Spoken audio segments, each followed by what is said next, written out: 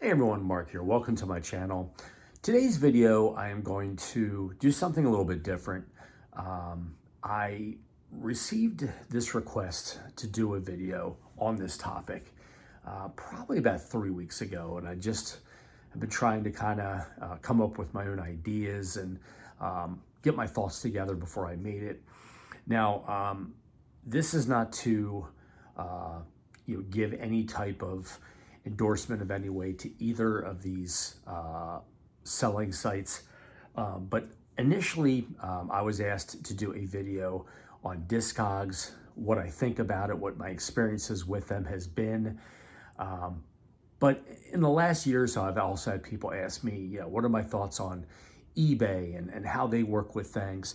So this video is more of a way to kind of give you an idea, some of the good things and some of the bad, the pluses, the minus, all that sort of thing.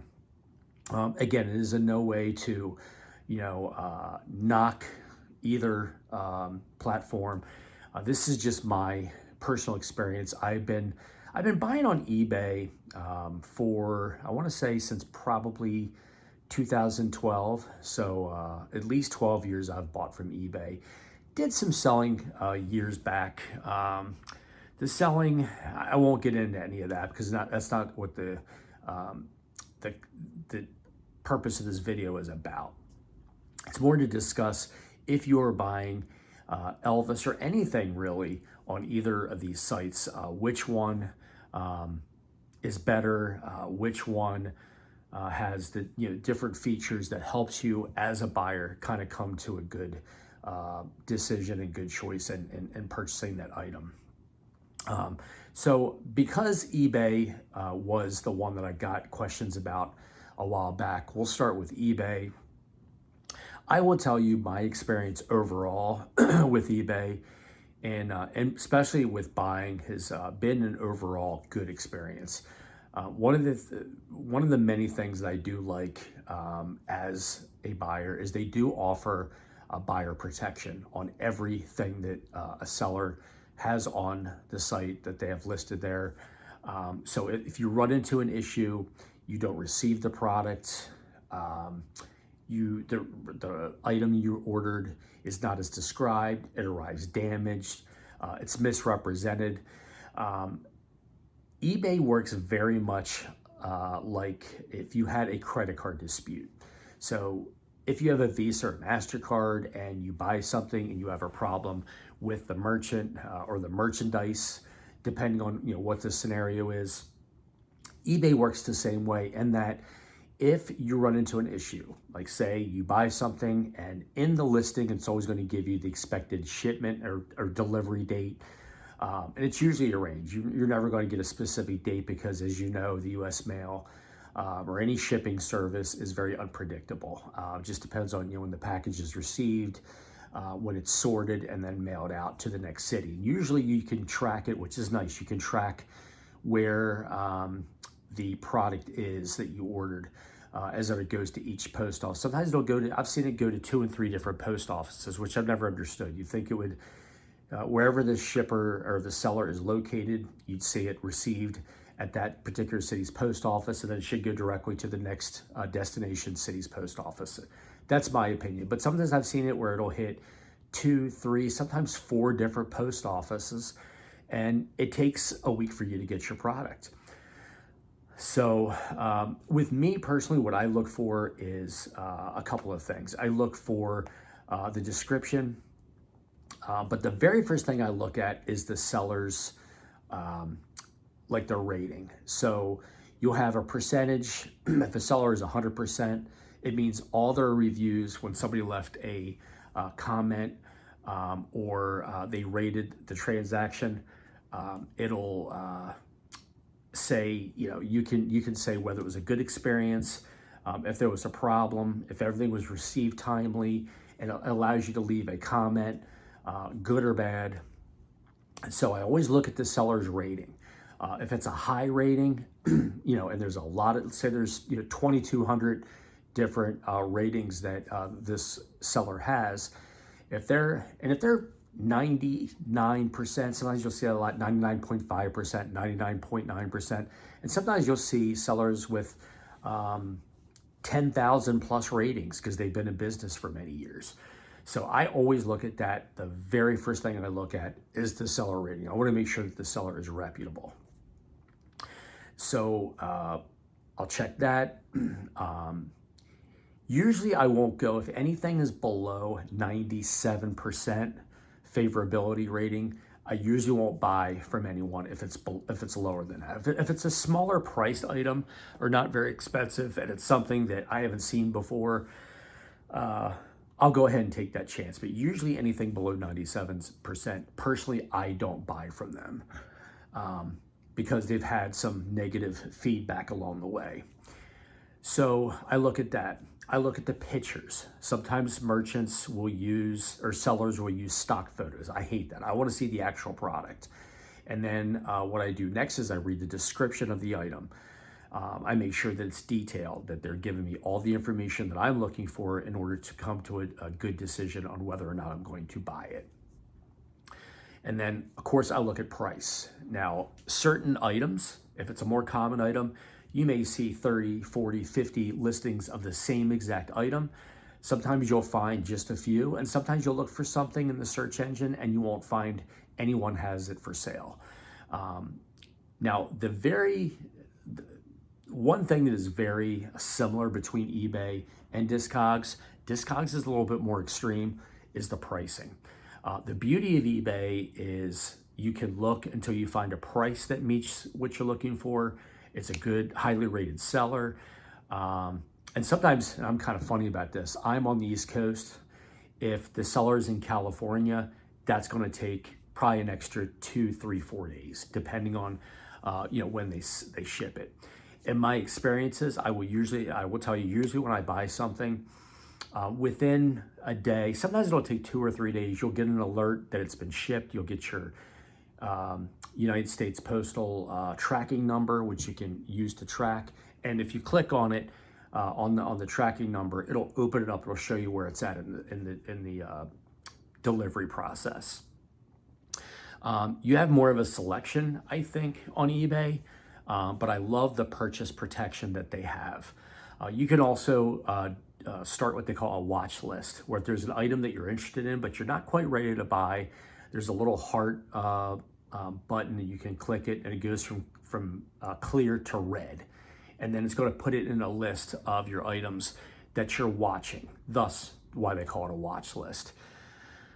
The other thing I don't like is typically if you put something in your cart, it doesn't protect it. If you say, well, I want to put it in my cart, but I want to come back later and buy it. If somebody comes along and there's only one of that item, and it'll always tell you how many is available too. I like that too. It'll tell you how many of that item is available, whether it's just one, whether it's 20. It'll also tell you if there's not many. It'll tell you how many have sold to other buyers, and it'll tell you how many are left in most cases. And if it's the last one, it'll say in red, last one, to let you know that, hey, this is the last one. Once it's gone, it's gone. So I do like that too about eBay. But that's the thing that really stinks about it. If you put it in your cart and you say, you know what, maybe this afternoon, I've been a victim of this. I learned the hard way, probably once or twice. I'll go back and, 2 or 3 hours later, and it's gone. Somebody snatched it up before I could check out and pay for it. I usually do, most of my transactions are buy it now. They do offer bidding, and the bidding could be 7 days, it could be 14 days, it just depends on the seller and what their preferences are. And with bidding, sometimes you'll bid against 20, 30 other bidders and the price goes up and up and up and up. Example, NFTD. Sometimes I've found stuff where I can't believe there was only a few bids. I got it for a ridiculously cheap price. But most of the time I use the buy it now feature. Now, what is also nice is some buyers will offer, they'll give a price and they'll say, or best offer. You go in, you put in, you don't want to undersell to the point where you're almost, it's almost disrespectful to the seller. When I was selling years back, I'd have something I'd list for $120, and some knucklehead would come along and they'd just be like, yeah, they put in an offer for $40. No, don't insult me. So, like I said, I haven't sold in years, but you do have the option of putting in an offer if that buy it or if that best offer option is there. So you put in the offer and it'll tell you, it'll give you a little blurb, a little message that says, if you offer around this amount, the seller is more likely to take your offer. It's not a guarantee. That's just what the system is recommending you put in.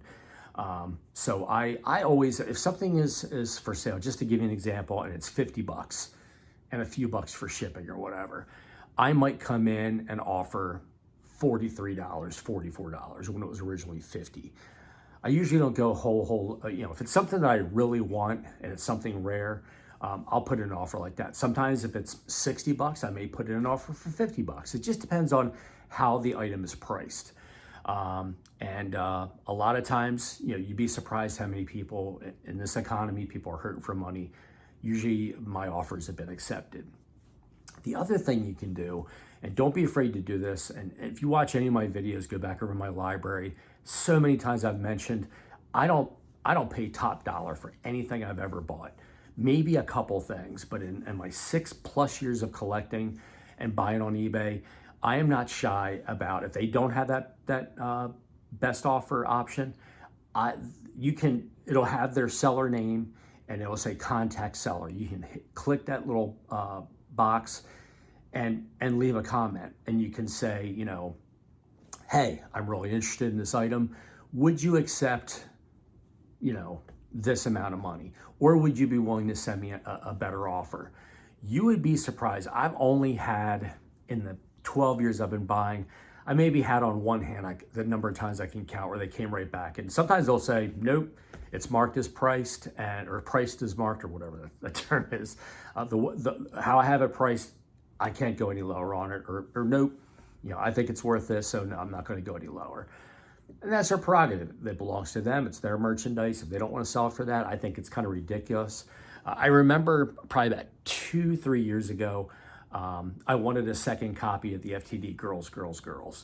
Somebody had it, I think for like 85 or 90 bucks. I think I said, hey, would you take 80 bucks plus the cost of shipping? And within like 30 minutes, they came back. They said, nope, I have it priced at that and I'm not going down on it. That's all they said. And I was like, thank you anyway.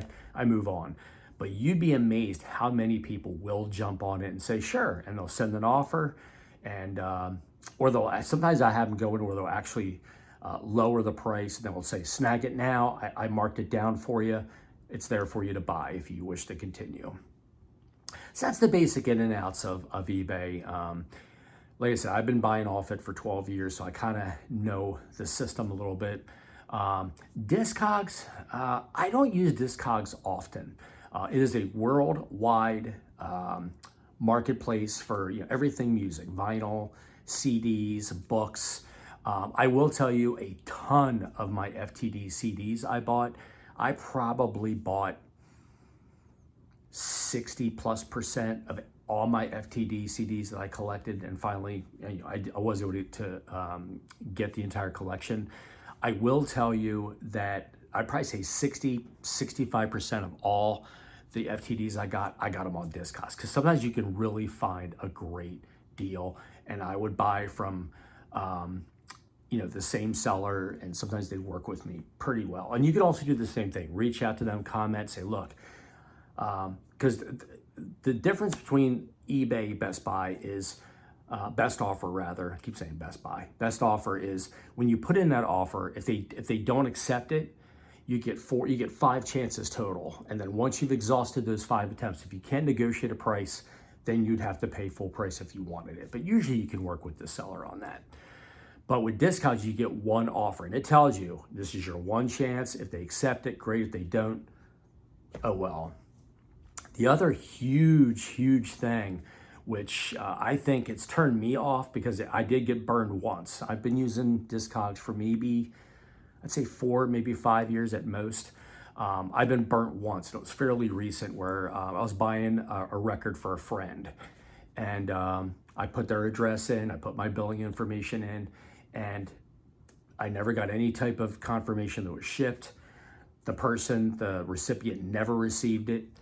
I made 3, maybe 4 attempts to remedy the issue and find out what's going on. They never communicated with me, and it's the one and only time I ever left a negative feedback on somebody's channel, simply because they wouldn't take the time to at least respond and work with me and communicate with me. I'm all about communication. I've always been that way. It's kind of the way I'm wired. I don't mind. You may tell me something I may not want to hear, but if I reach out to you and I take the effort, and this took 3 times and not once you could get back with me, that's a problem. And then I was out the money, I was out the record for my friend, and then you never communicate with me. And it's not like I gave them just a couple of days. I went a week between each communication with them, and they never communicated back with me. And it was almost a month went by, person never got what they ordered. And they ended up ordering it from somebody else. And so yeah, I left a negative comment. Like I said, work with me and I'll work with you. Now eBay will let you leave positive feedback, but it won't let you leave negative feedback until you've tried to come to a resolution with the merchant first, which I kind of get. You don't want to jump the gun. Maybe it's something out of the sellers, out of their control, and something came up. You have a lot of bad weather. You have the hurricane down in Florida that just affected, North Carolina, Georgia, all those places, and got hit hard. So, yeah, sometimes things come up and you're not able to, come to a resolution. But the other negative thing I was going to tell you is they do not offer buyer protection. So that kind of coincides with what I was saying. So if you have an issue, whether you don't receive the item, it arrives damaged or broken or whatever, you can't go through Discogs and have them work for you. You have to go back through your original form of payment, whether it's Visa, MasterCard, American Express, PayPal, whoever you used as your form of payment, you have to go back with them and kind of dispute it with them. I don't like that. The other thing are a lot of the pictures for the merchandise that sellers will list. It's like a generic standard, like a stock photo. It's not the actual, usually it's not the actual item that you'll be buying from. I don't like that either. What I do like is that you can actually make a want list to where, and I have created this, it's very easy to do. You go in, and they have an app as well, just like eBay does. You can have an app, which I didn't know until about a year ago. Somebody told me about. Discogs has an app, but you set up a username, a password, and you can create a want list. So if there's something that you're wanting that is listed, it has to be listed on Discogs, but if it's not available, you can set it up to where once the item is listed for sale by a seller, you'll get an email or an alert that the item is available. Then you can go in and you'll see the price and you can buy it from there. So not a whole lot to say about Discogs, like I said. Other than that, I'm not a huge fan of them. I use them very, very rarely. I have used them, like I said, when I was buying my FTD CDs, I did use them quite a bit, but it was only because I got really, really great deals on some of them. My go-to is eBay if I'm going to buy anything.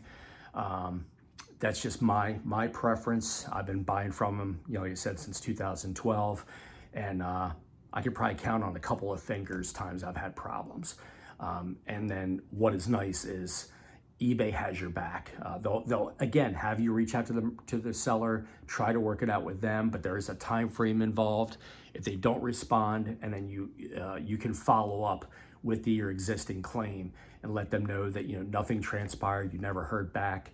But in a lot of cases, a couple of times I've had to do that.